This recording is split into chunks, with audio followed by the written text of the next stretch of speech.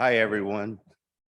I'm Richard Spear. I'm the Director of Environmental Services from the City of Baton Rouge and East Baton Rouge Parish. I'm also a member of the MWMA Executive Committee. We're here today to talk about PFAS.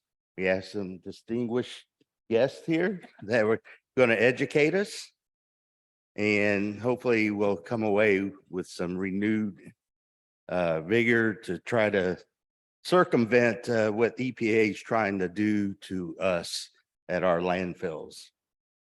So, as we all know, these compounds help create products which make our lives easier, from nonstick pans to dental floss to fire retardant foam.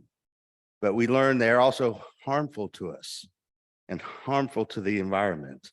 You know, it has an increased risk of cancer and liver damage and low birth weight. And that's the big driver that EPA is using to create rules under CERCLA to regulate, to help clean up some of the areas where there's large deposits of the PFAS, and they're regulating two types of compounds, PFAS and PFOA, so as hazardous substances. But you know, this it's going to make our lives more difficult. From me as a wastewater treatment guy, they're looking at all the treatment plants. We put our sludge into the landfills, our landfill. But in Louisiana, we don't really have any manufacturing facilities, but we do have several Air Force bases. And I understand from discussions with my brother that they're not going to be under this regulation. So that's kind of sucks that the biggest polluters aren't going to be regulated. So, but to help guide us through this conversation today, we've got Judy Sheehan, who's Assistant Executive Director for Environmental Affairs at the United States Conference of Mayors, our parent organization. Bob Craggs, who manages the Solid Waste and Resource Recovery Division of Burns and McDonald, Environmental Global Practice. And Sarah Reeves, Executive Director of Chittenden Solid Waste District up north in Vermont. And she's going to be joining us remotely. But after we hear from our panelists and we have a little education, we're going to have a Q&A session. And so let's get started. Bob, I know you prepared some slides, so I'm going to hand it off to you.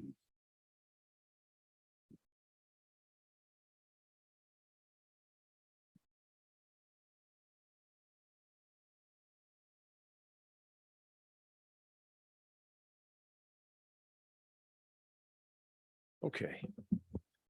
Got to make sure I don't have any technical difficulties here before I get started. Well, good afternoon. This is really a pleasure for me to have an opportunity to speak with all of you. Last year was the first time that Burns and McDonnell had an opportunity to attend the Fall Summit, and so we're glad to be back today. I'm sure you're thinking, how could you talk about this right after lunch? So I'm going to do my best, and we're going to keep with Mia's theme. Basically, this is the intersection of partnerships, policy, and science and technology. So I'm an optimist by nature. You've probably heard a lot about this topic and heard a lot of probably myths, as well as some things that you didn't understand. So my background is policy and planning. So I promise you, we won't try to make you chemists by the time we're done today, but we do want to give you enough background that you feel like you have an understanding of some of the key issues as it relates to this. So my goal is to talk about what is PFAS and PFOA, talk briefly about the regulatory framework, and Judy's going to, as Richard mentioned, talk about the federal activity associated with it. And then thirdly, give you a sense of what I think it means for landfills and landfill operators both in the public and the private sector. So this particular slide gives you a sense of some of how you can be very overwhelmed very quickly by this topic. There's a number of substances that fall under what's typically called PFAS. And the way that I've tried to characterize it when I talk with our clients at Burns and McDonnell is that there are thousands and thousands of compounds that fall under PFAS, and there's two trees, as you can see up here. You have both the per and the polyfluorinated compounds. And as reflected here where the arrows are, presently what is being addressed in terms of both regulations and research via most research organizations, both on the public and private side, is looking at PFOA, which was in the title, and PFAS. And believe it or not, there are a number of alternatives that are being manufactured. And you'll also hear that some of those alternatives are also raise some concern as it relates to the environment. And one of those is PVBS. But this slide here, like I said, gives you a sense of the breadth of what we're trying to address. But more specifically, what about PFAS? Where does it come from? Why is it such a significant topic for all of us? Well, there's been products that have been manufactured with PFAS as outlined here since the 1940s. I think as Richard outlined, one of the products or uses that you hear most in this context today is firefighting foam. And pretty much everyone, no matter where you're at in terms of your geography or your organization that you work with, that's got to be disconcerting. So there are many substitutes that are being looked at for what's called AFFF. That's another term that you'll hear. Much of the firefighting foam, again, as this outlines, has a whole lot of different types of PFAS compounds in it. Some of the other products focus on stain and water resistant type of products, Teflon, Scotchgard. Think about furniture. Some of the other ones I have up here are that there's a lot of discussion about are textiles, mattresses, rubber, plastics, leather, carpet, and probably the one that you might be surprised about is food packaging. So I'm from Minnesota and I live about 10 miles from 3M, and 3M manufactured many products that had PFAS in it long before they understood what PFAS is. So this has a very personal story for me because PFAS now is traveling through some plumes away from where products were disposed of in landfills before PFAS was recognized as what we would consider an emerging contaminant. So it's real. At the same time, there's a lot of good things that are being done to try to address this. So this particular slide was put together by several of our technical staff in thinking about the PFAS life cycle, or in other words, kind of the in our overall ecosystem, where are there entry points of PFAS into that system and how can it be managed? And Richard talked about wastewater, for example. What this highlights, and there's a lot there, but we think it captures just the pervasiveness that PFAS can enter the environment, is that you have industries that manufacture products and many of times unknowingly that have PFAS. And as a result of that, there is emissions in the air, there's industrial sludges that are generated, there's specific types of waste that go to landfills. And then the landfills and the wastewater treatment plants, as what we would call receivers, have to figure out a way to manage it. And this is kind of where our story begins today in the solid waste management business. But it's really much more than just about landfills. It's much more than about wastewater treatment plants receiving different types of materials that have PFAS. It's very much about looking at this on a comprehensive basis and thinking through what it means for us going forward.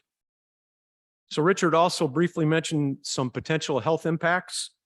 And I would argue that the epidemiology studies associated with the links of PFAS to health challenges is still growing, still a lot more going on, has to catch up with some of what we're seeing today at state agencies and at the federal government, where the focus is where is it and how much of it is there.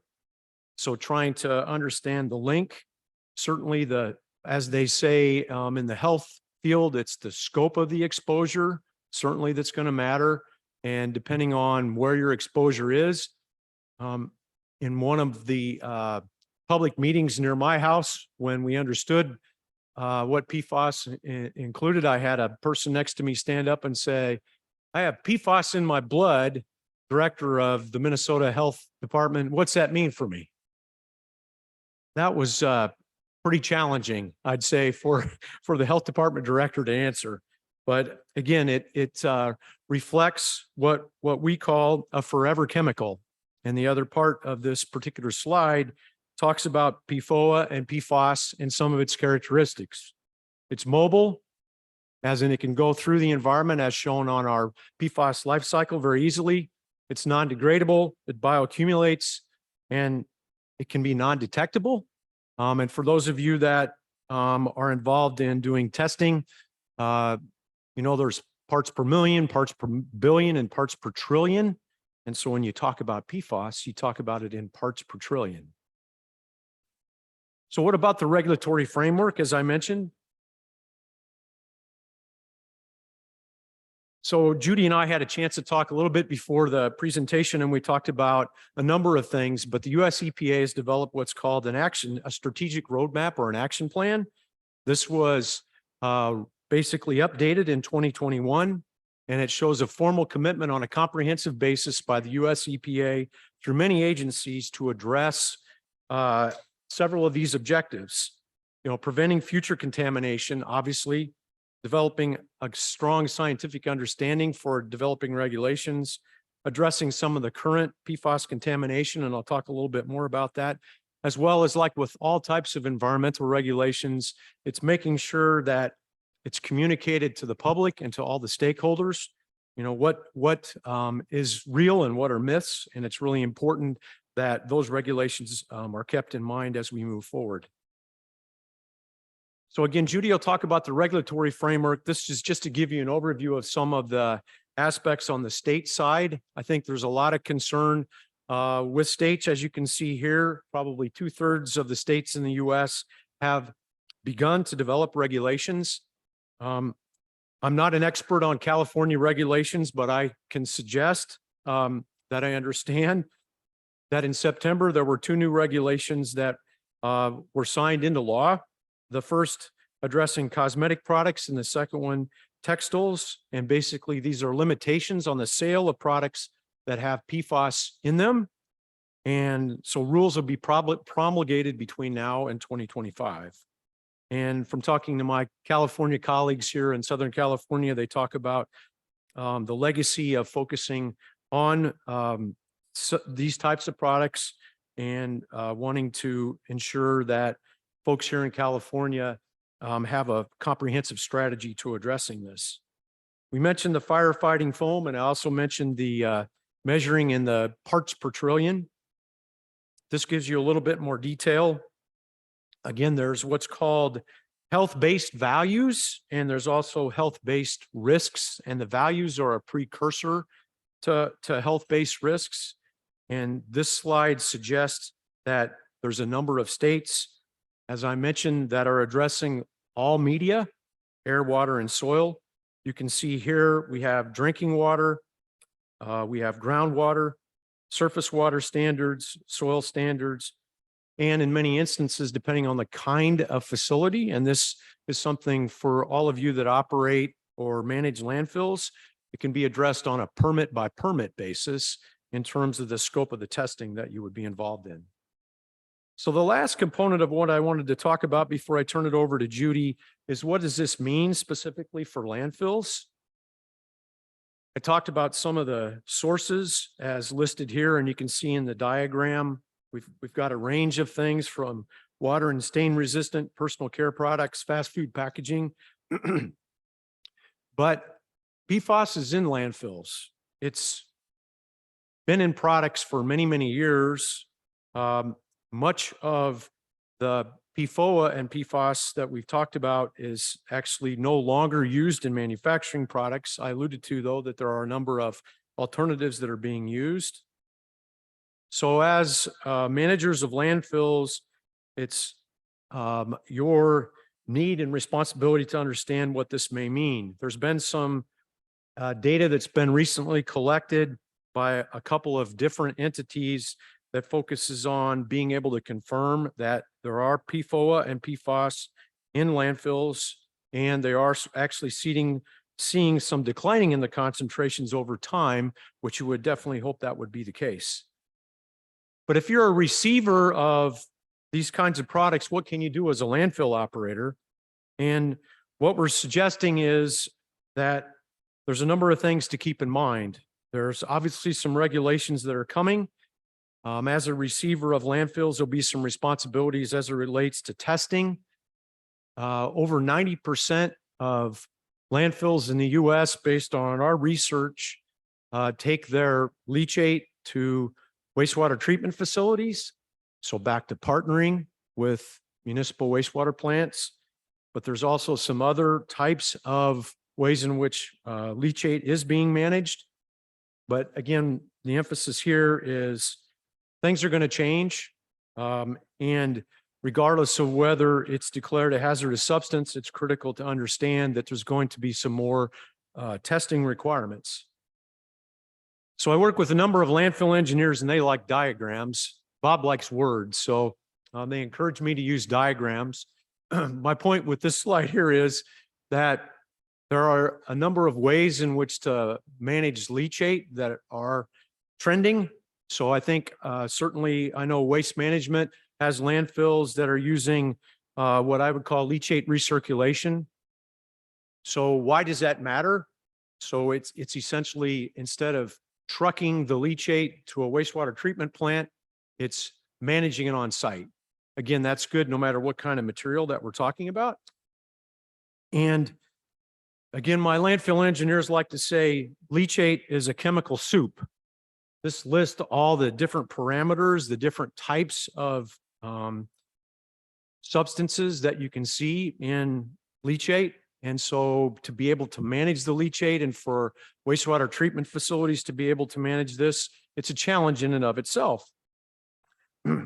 So from a landfill operations perspective, it's trying to minimize the amount of leachates that's generated, whether you manage it on site or off site. It's using a number of methods that are out there that have proven a way in which the term that's used is to sequester, which is a potential way to keep the PFAS on site. You might say, well, why wouldn't you treat it? Well, there are some promising treatment technologies. And believe it or not, at some landfills, there's also evaporation of the leachate itself, again, to try to manage all of that on site. So to kind of close out, I wanted to give you a sense again of what leachate represents with PFAS is something that hasn't been addressed in the past. You don't typically test for parts per trillion, and the health impacts of PFAS at such a small level, scientifically, there's shown some connection. So it's critical that we think about the testing and what's coming down the path. So back to the intersection of science, policy, and partnerships, there's a number of things that are taking place. And these are just a handful of the technologies, including granular activated carbon, which is a way in which water treatment plants have proven to manage some types of contaminants. The challenge with this is how do you manage the concentrate that results from this? We have reverse osmosis, which is another means that's used related to water treatment. And as you can see here, 10 to 20% of the leachate volume is concentrate. So you reduce the volume, but the end result is that you have a concentrate. And believe it or not, there's discussions about deep well injection.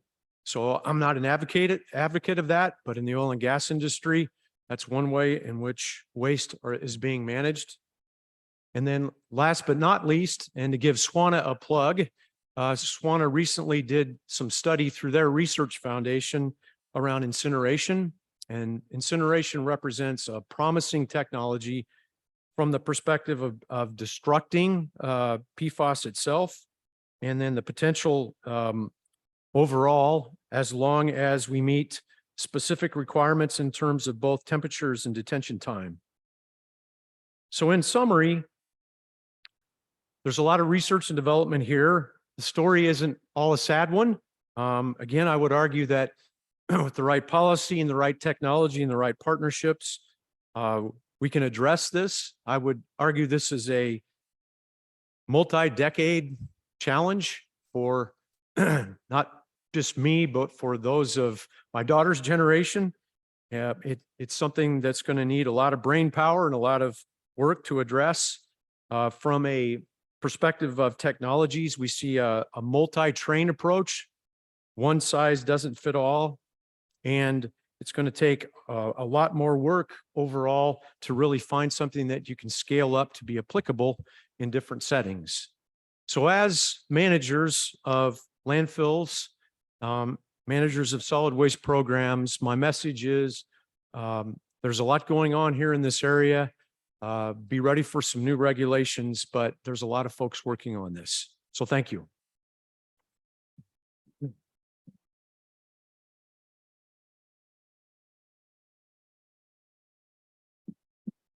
I don't have a presentation. I mean, I don't have a clicker. So, hi, everyone. Everyone doing good? For those of you who don't know, my name is Judy Shan. I'm the Assistant Executive Director at the Conference of Mayors. I care about all things environment, but I wanted to give you a little bit more inside the baseball discussion as to why PFAS and PFOA is coming your way and why you should care about it. And I know we're being taped, and so I'll try to be kind, but boy, EPA is making it difficult. So as Bob mentioned, EPA came up with a roadmap last fall in October. And what they did is it's the Office of Chemical Safety, Office of Water, Office of Land and Emergency Management, Office of Air, Research and Development, Office of Enforcement, all have a piece of the PFAS, PFOA puzzle. Say that fast 3 times. PFAS, PFOA puzzle. The one interesting thing was that we had a consultation. EPA is required to, under the Unfunded Mandates Act, as well as the Federalism Executive Order 13132, to consult with the local and state governments if they're about to pass a rule or regulation that's going to cost you all over $100 million. I have been brought in, well, actually from August until December, I will be brought in 9 different times. That is a new record. I've been doing this now for 30 years. New record for as many times as I've been brought in. PFAS and PFOA under drinking water, they brought us in. For this hazardous substance, they did not. We had heard a rumor, the local governments, that EPA was planning on moving forward on PFAS and PFOA being declared a hazardous substance under CERCLA. For those, CERCLA is more commonly known as Superfund. Now that's a nice, lovely, scary title of Superfund. If you have landfills, Superfund is very good when it comes to reducing the amount of hazardous substance being produced, but it also has something called joint, several, and strict liability, which usually local governments particularly gets caught in the liability web. And so where you might not be a contributor, you might get caught up in being the pointing the fingers of, and it gets very, very costly. When Superfund was passed in the late 70s, early 80s, as a result, it created 600,000 brownfield sites because no one wanted to touch those properties. So that's it's interesting when you talk with EPA, they go, well, that's not our intention. But as we know, the way of good intentions is sometimes with unintended consequences. So we heard this rumor that EPA was planning on introducing this as a hazardous substance. The three local government groups, Conference of Mayors, National Association of Counties, and National League of Cities, along with all the water groups, National Association of Clean Water Agencies, American Water Works Associations, WEF, AMWA. And we also worked with SWANA, all petition EPA to say, you need to do a federalism consultation. You need to brief us before you issue a rule. They decided not to do that. So we then went to Office of Management and Budget and said, this is going to have a very severe economic impact. And as a result, I mean, and when we asked EPA, it's like, you have not done an economic analysis. Their answer, it's too hard to figure out. If you can't figure it out, how are you, proposing to move forward? So they had what they called not a consultation, but they brought our groups in. And I'm embarrassed to say, we asked like 10 or 15 really basic questions about what is your intention? What will we do for this? They said, oh, that's a good question. They could not answer it. It was very frustrating as a person who's doing public policy. And so they issued the rule on August, when was it? They issued the rule. They gave us 60 days to respond. All of our organizations wrote to EPA and said, please give us a 60-day extension because you haven't done an economic analysis. We need to find out what this is impacting, et cetera. We just found out yesterday we were denied. It is the first time that without a congressional mandate or a court order or a statutory regulation that I can think of, that we were denied an extension. It's very frustrating. Over drinks, I can tell you some more inside baseball story. I will not do that in front of the public, in front of our little cameras here. You don't need many, just one. I mean, that would be, so anyways, so when we met with OMB, at least OMB went back and said, EPA, you need to at least say this is going to be economically significant. And so they did do that. But why are we concerned? I know a lot of you are like, okay, I do landfills, I do solid waste, I do recycling. But think about it also from your whole city perspective.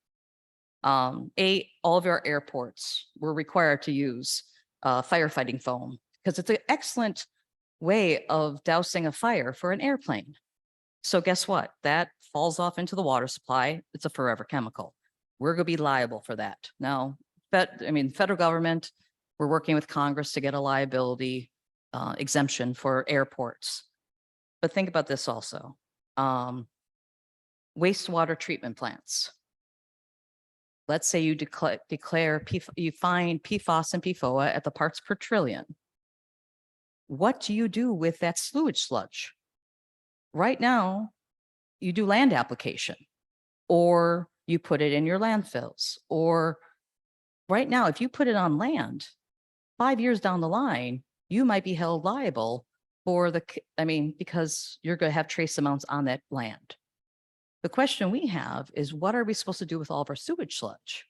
Are we supposed to take it to a subtitle C landfill? And they go, well, no, we don't know.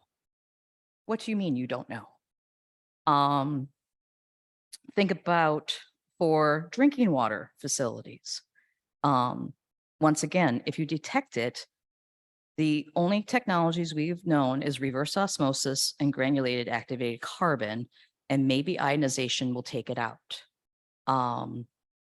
These are all very, very expensive, and they're all very energy intensive. And what we're having some issues with is that we are be given multiple mandates. It's lead and copper rule. We're dealing with climate change. We are dealing with now this, and we like to say if everything's a priority, nothing's a priority. We're also thinking about in the long term, if climate change does cause sea level to rise, what are you going to do with all those drinking water facilities? Are you going to put all this reverse osmosis and then move them 100 feet back from the water because of rising sea levels? I digress. But it's like one of those things where you have to kind of look at the big picture and kind of know where the right hand and left hand's doing in order to kind of figure out with a more comprehensive approach. And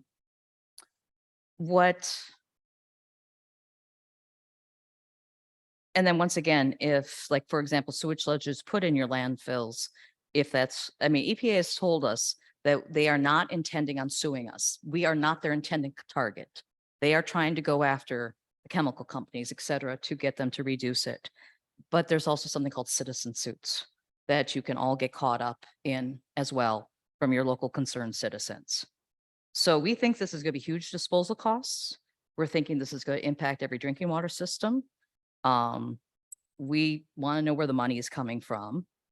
How is that going to impact communities and your ratepayers? And so what the comments are due that we did not get the extension on are due next November 7th. Is that next Monday, next Tuesday? Next Monday, thank you. Because there was one on risk management today, and there was one on consumer confidence reports due next week. So if you ever see me working, that's what I'm working on right now is PFAS and PFOA comments, as well as risk management and consumer confidence. So like I said, they're killing me. So we're having on Thursday, the counties, League of Cities, and the Conference of Mayors is having a joint webinar. We'll send you an invitation to it. We are asking as many cities and counties and concerned citizens to write a letter to EPA and just tell them to slow down, to at least do an economic impact statement before proceeding forward. Find out how this is going to impact our day-to-day operations before moving forward. So I would encourage you all to do that. If you have any concerns or questions or would like to help us in our effort, I would welcome this because, as Bob said, this is step one. They have already warned us that there's PFAS and PFOA. There's altogether 10,000 variations of that. They are planning on doing more starting in December and January. So this is going to be the metal, was it metal, pedal to the metal? Yeah, pedal to the metal. They are moving forward and they are, what's the right word? Very robust in their trying to deal with this. Now, they have been trying to deal with this for about 10 years now, and they have not been able to figure out the economics. And so I don't think they figured it out here either, but they're still moving forward. So on that very happy note, I will turn it back over to Richard. Thank you.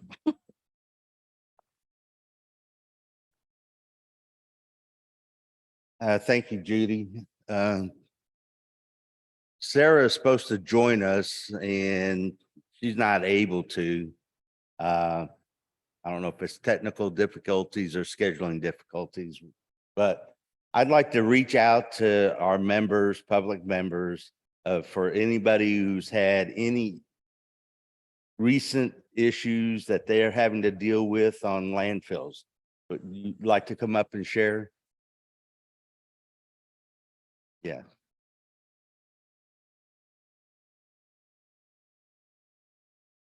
May have been easier to come up.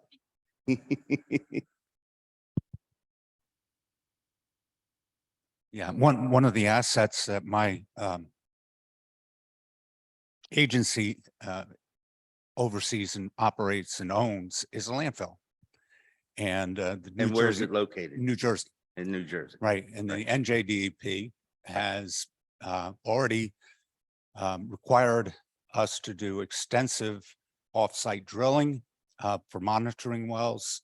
A lot of, they want us to establish, where the plumes are going that might contain PFAS, and landfills are the low-hanging fruit when it comes to contaminants, because anything that's manufactured or produced is going to end up going to a landfill.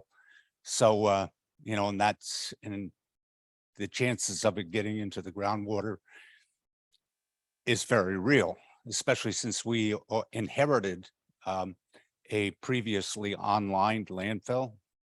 So there's lots of problems there. The other issue about research of leachate is I kind of look at a landfill, it's got a bowl, which is the liner on the bottom, and then ultimately it'll have a cap on the top. But inside of it is like a sponge. And, so much water can be absorbed by that sponge, and we recirculate all the time. But sooner or later, that sponge is going to be full. And then you have to do something else with the leachate, or you get a leachate breakout in your landfill walls, which that's a real problem, because then you've got, leachate flowing into, streams and otherwise causing difficulties. So there's a limitation on how much you can recirculate. Sooner or later, you have to discharge it into the sanitary sewer system for treatment, or, we may be looking at treatment on site for some of these contaminants that we know exist. It's a monstrous problem for a landfill operator. So what levels are we talking about in your testing? What levels we're talking about above, limitation, current limits. Are you in the For sure. parts per billion levels or trillions. you're still in the trillions? Okay. Yeah. And it's just, I don't know where it's going to go. I mean, the cost of trying to do any of the things you guys have described today is enormous.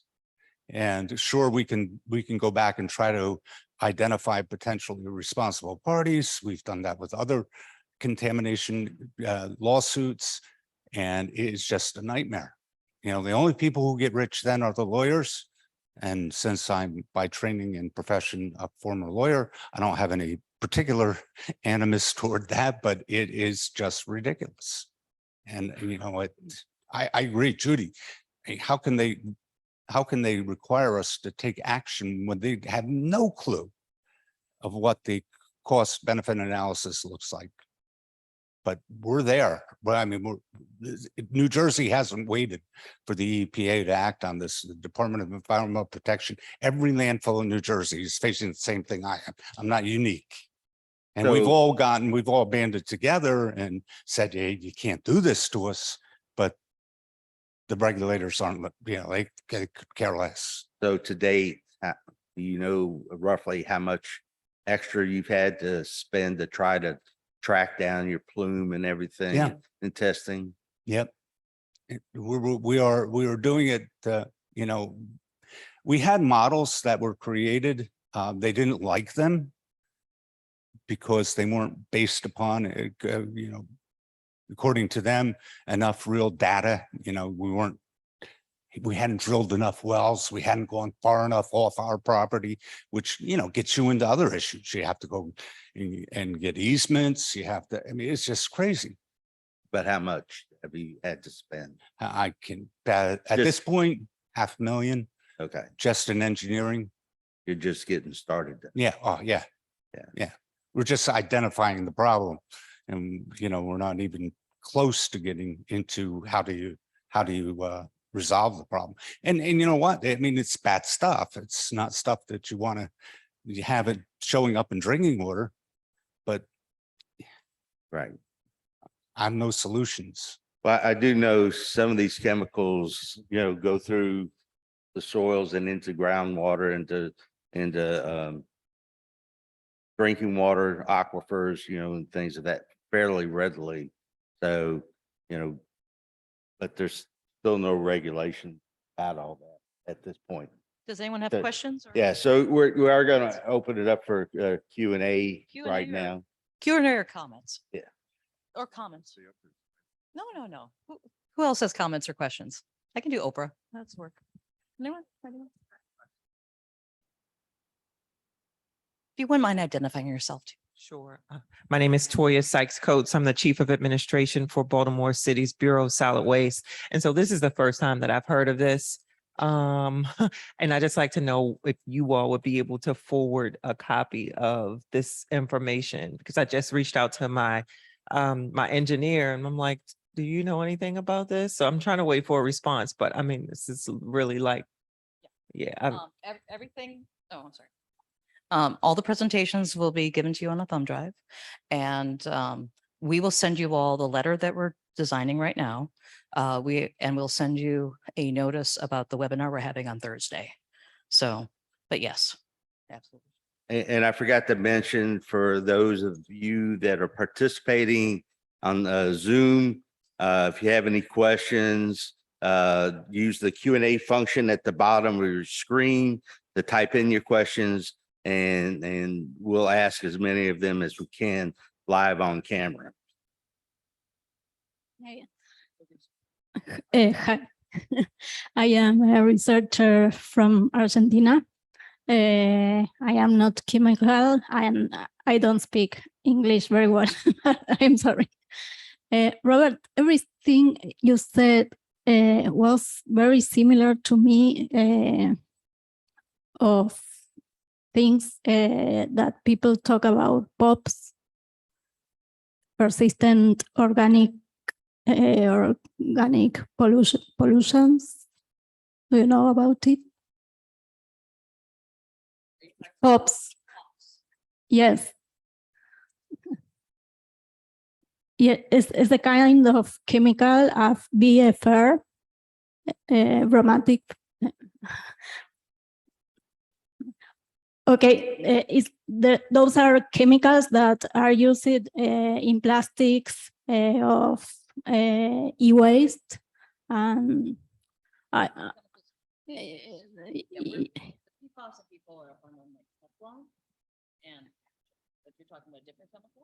yes, I wanted to know about the difference between, because it was very similar, the things about POPs and this, but I don't know if you know. Let's talk afterwards and we'll be able to figure out what you're referring to. I'd be happy to help. Okay, thank you.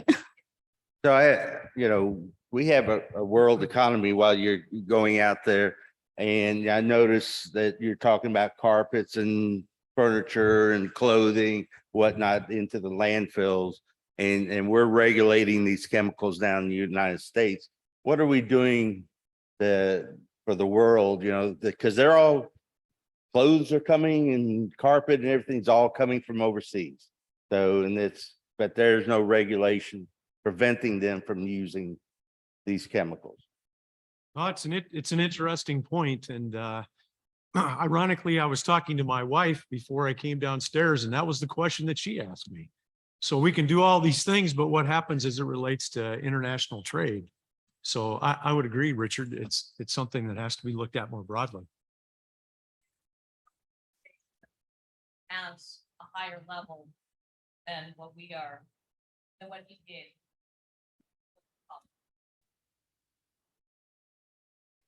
I was just saying we're on Zoom, so repeat what Oh, you said. sorry.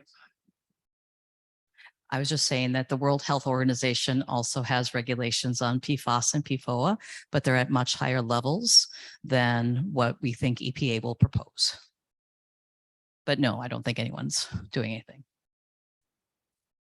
As a follow-up to the comments about additional testing and monitoring wells for a landfill and the Camden project, my information coming from the state of Connecticut is that the investigation of PFAS contamination and plume identification and testing and so forth is fair game for analysis for what are considered to be closed landfills.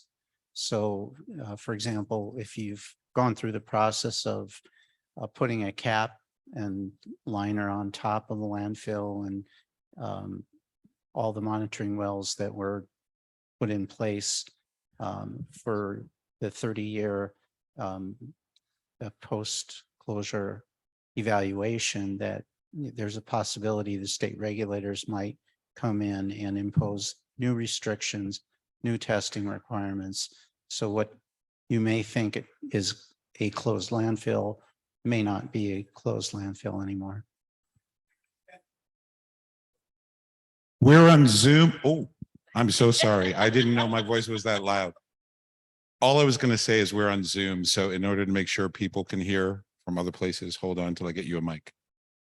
I just said that it's inevitable that they're going to extend the 30-year post-closure care responsibility to a longer period of time as we go, as all this keeps going. They call them emerging contaminants. They weren't contaminants 10 years ago, but they're emerging now as contaminants.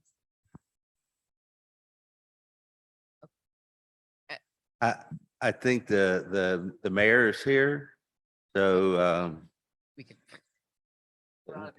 so we're going to end this and, but maybe when the mayor's finished, if there's a break time, there are other questions we may come back up.